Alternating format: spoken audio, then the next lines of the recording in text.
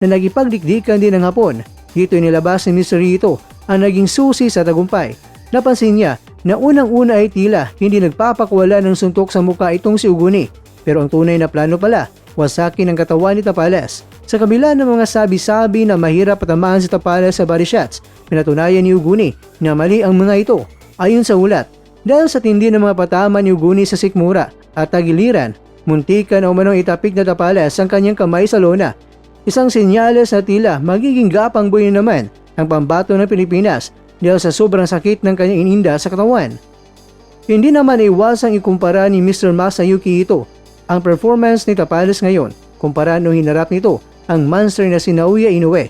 At ayon kay Ito, tila naging boy depensa lang itong sa Tapales laban kay Inoue. Nakatutok lang sa pag-ilag at pag-survive.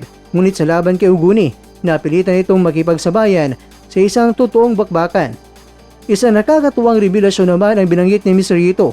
Nagulat siya dahil bagamat ang target at inatake ni Uguni ay katawan ni Tapales, ang umaray ay ang mukha ni Tapales at nagpakita ng sobrang hirap.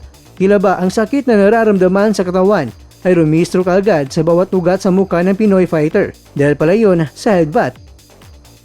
Mga kakwento, sa huling bahagi ng video, binigyang diin ni Ito na hindi lang basta swerte ang nangyari, kundi isang magandang bakbakan na pinagandaan ni Uguni.